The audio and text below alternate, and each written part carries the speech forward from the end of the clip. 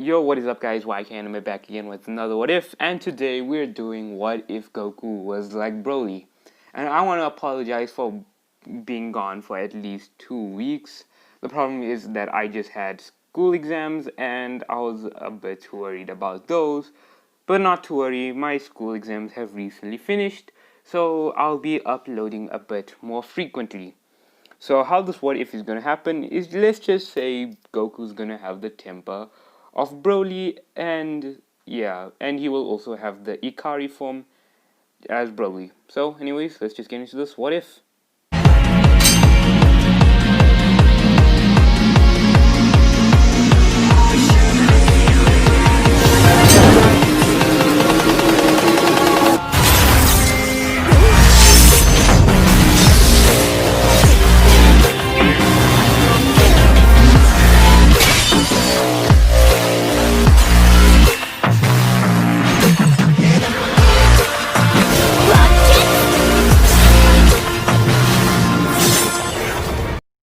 Bardock has recently heard that his son Kakarot has just recently been born.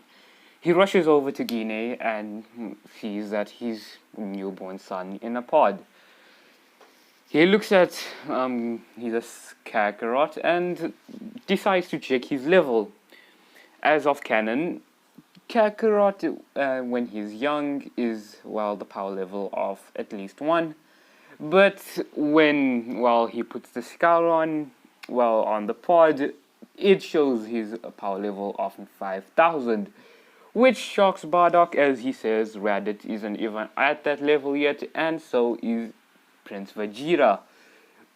Bardock even remembers that one of the King Vegeta's best warriors, Paragus, 5 years ago had the same issue with his son, as King Vegeta kinda got jealous and decided to banish Paragus' son to an abandoned planet.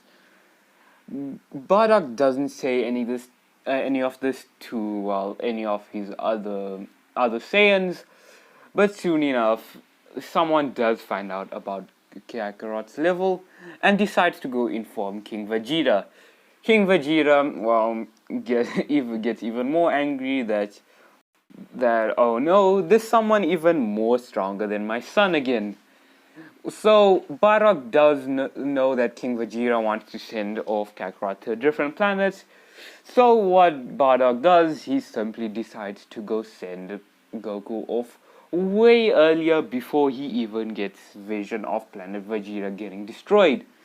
King Vegeta arrives at Bardock's home asking where Kakarot is, but Bardock says, well, he simply sent Goku off and decided to lie, saying that he sent him off to a planet with a high power level due to Kakarot having something, well, a high level. King Vegeta does ask if Goku will survive this, but Bardock simply says, I'm not really sure, and he's kinda young, so probably won't. King Vegeta kinda gets pleased at this, but also thinks that Bardock is mad for sending such, well, his only second-born child, who's recently been born off to a planet, and without any training. So King Vegeta just leaves with a smile on his face, so that he doesn't have to worry about someone taking over Vegeta. And back onto planet Earth, an old man is, well, heading over to his house in the woods when he hears a loud crash. He sees smoke coming from, in the sky, so he decides to go check it out. And he sees a young boy. He decides to pick up this boy out of the strange pod, and he sees that this boy has a tail. Gohan decides to take him in and names him Goku. And so, well, Goku is far more fierce and way more dangerous than in canon, and it's just, he's way more stronger, but he does end up falling down the cliff as in canon, and does hit his head, and he does get his calm and collective Goku that we know in love. Though on the full moon, when Goku decides to go look up, he doesn't seem to transform into the Great Ape this time, as recently he has turned into the Great Ape before without any recollection of it. Goku's body starts to buff up and his hair starts to grow longer. Goku, really confused at this, he starts to go in a rage mode.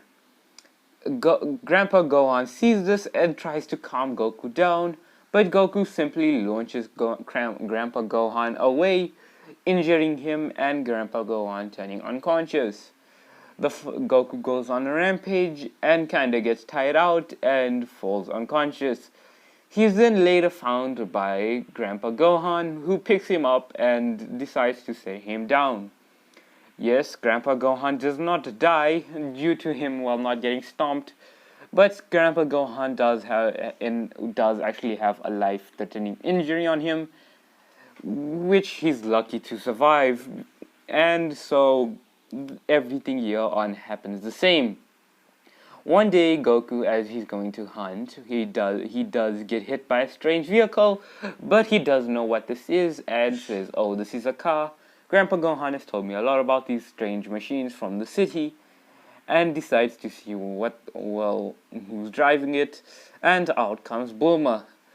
Goku kind of gets angry at this, and he's trying to hold his temper, and grabs the car and throws it away, which shocks this young lady, and she's like, how did you do that? How are you so strong?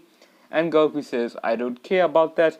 How dare you hit me with your vehicle?" And she's like, "Never mind that. Have you seen a strange ball around here?" Which Goku says, "I haven't seen a ball, but I mean, I do have a ball back in my house that's orange and have some stars in it." Which, Bulma gets excited for this, and she tells Goku to lead her the way. And Goku kind of gets really angry at this, and he's like, "Why do I have to do things for you?" And decides, he does in the end take Bulma back to his place, wink wink.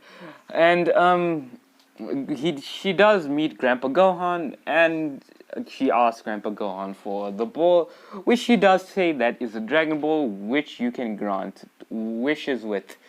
So Grandpa Gohan is hesitant at first, says sure, why not? And she decides to leave, but Grandpa Gohan tells her to wait, and says, "Why don't you take Goku with you? As he needs to explore this world a bit more." Which Bulma says, Goku's kind of strong, and thinks to herself, "Why not? I could take Goku with me." And so the adventures of Goku and Bulma begin. Everything here on is the same, but the difference is Goku is really short-tempered and can get really, really angry. When Goku does meet Master Roshi for the first time, Goku does, in canon, ask him to train him, which they do in the end. Goku does form the bond with Krillin, and everything here on of Dragon Ball happens the same. As I said earlier, Goku's really short-tempered and trying to actually control his temper by meditating with Grandpa Gohan and Master Roshi, and his training does continue.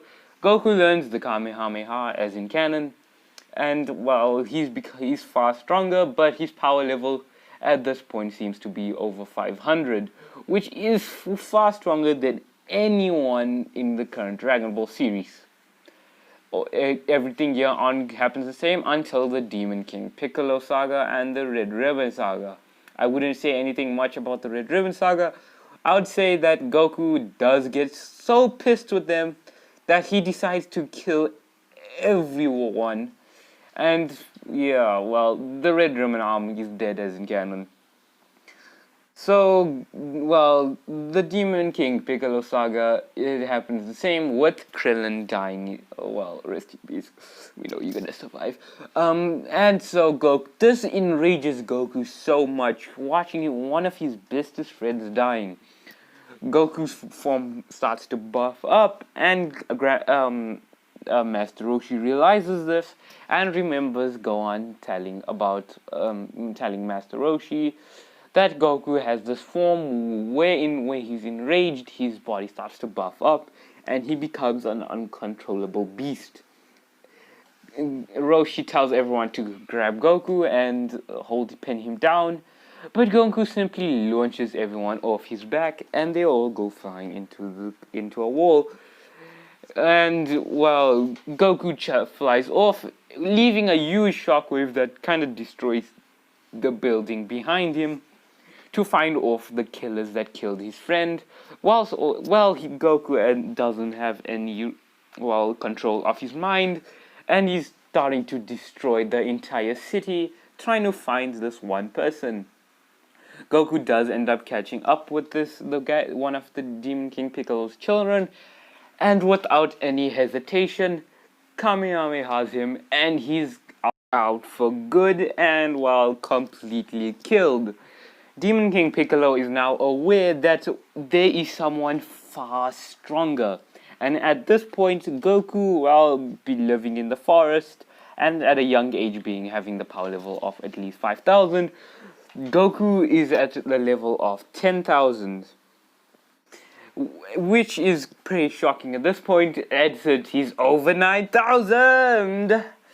Hell yeah, I was waiting for that joke. Thumbs up if you like that joke. I'm sorry. So let's just continue with the story.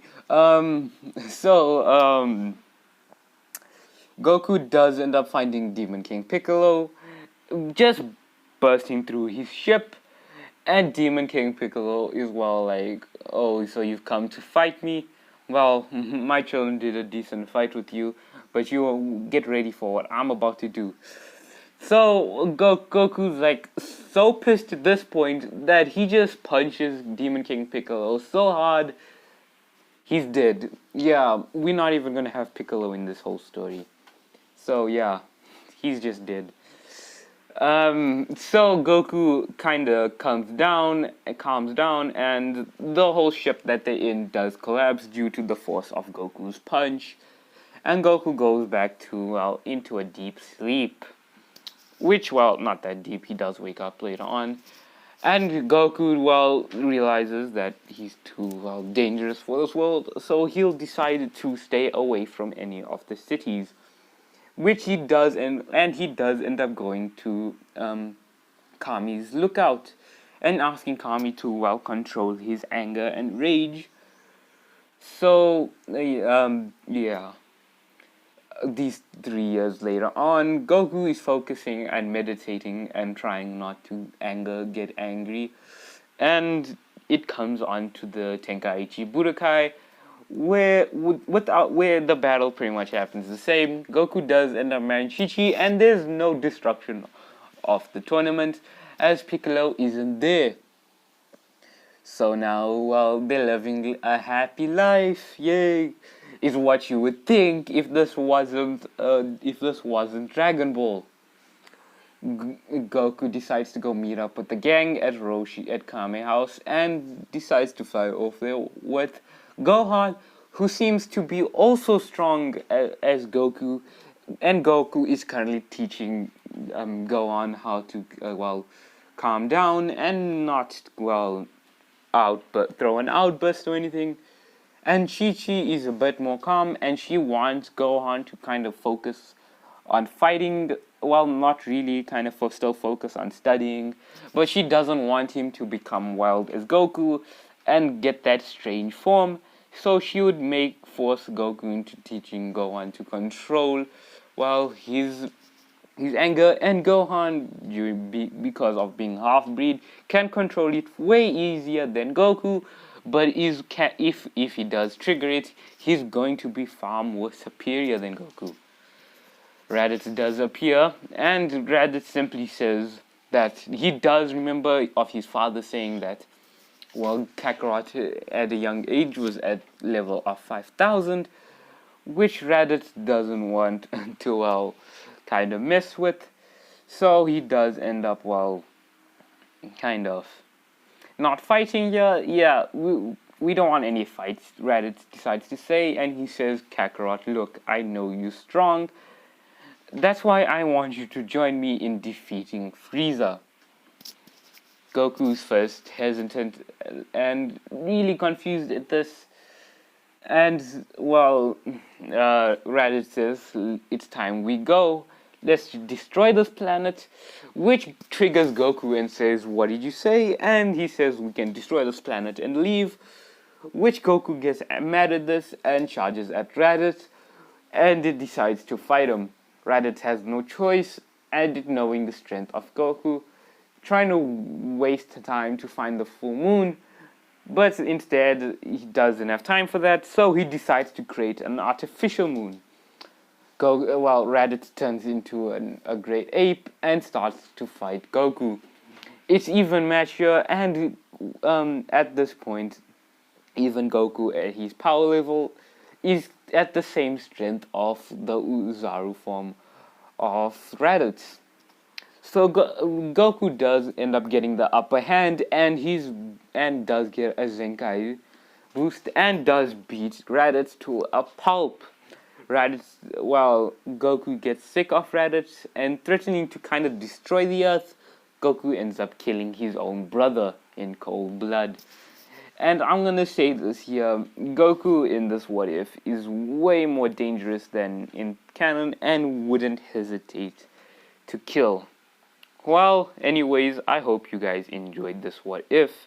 If you want to give me more What If ideas, make sure to join the Discord link that is down below, the Toxic Holy Land, by our overlord Sixmysta. And make sure to go subscribe to Sixmysta too. Make sure to also go subscribe to the avatars of the Meister clan. And I'm also going to send more links of different people who I need you to go subscribe to right now, as they need it more than I do. Such as zoku, Grattify, Kaze XL Kaze. Actually, no, I pronounced it wrong. Just XL Kaze XL, and my sensei Dragon Lord.